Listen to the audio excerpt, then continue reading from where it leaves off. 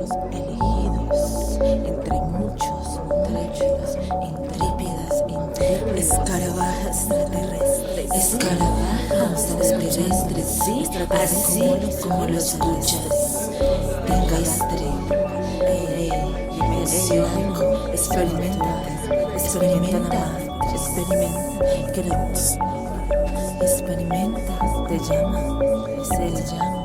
a tus escarabajas de la máquina. Saca tu ángel demonio, saca tu ángel demonio, saca tu ángel demonio, saca tu ángel demonio, saca tu ángel demonio, saca tu ángel demonio, saca tu ángel demonio, saca tu ángel, saca tu ángel, saca tu ángel demonio, saca tu ángel demonio,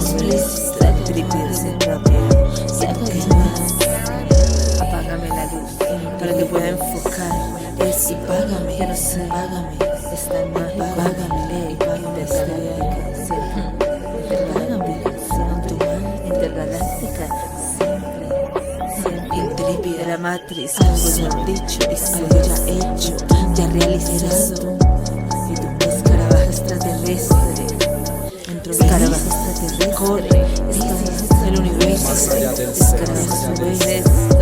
una partícula que toque la nave intergaláctica puede causar el efecto de onda que pasó la nave, pilotaje, abordaje a millones de años luz más allá en el infinito.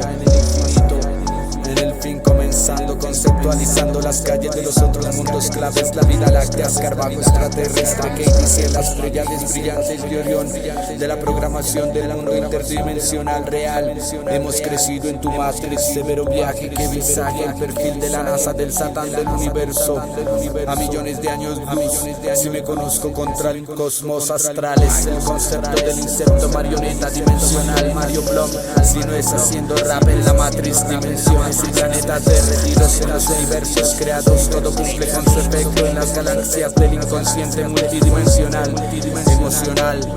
Cosmos, gritos, vibraciones de los viajes alucinógenos en mi cielo, con el universo en la mano, hecho cuadritos a pedacitos, y adentro en este agujero negro sediento, hambriento de luz, trips, trups, abracadabra y se hizo la luz, coleóptero perfecto, viaje fractales y abstractos, magios, jacks,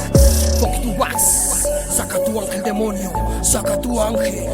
saca tu ángel demonio, saca tu ángel. Es un viaje explícito de la Matrix, Betatrips, somos los elegidos, para que se conecte con esto.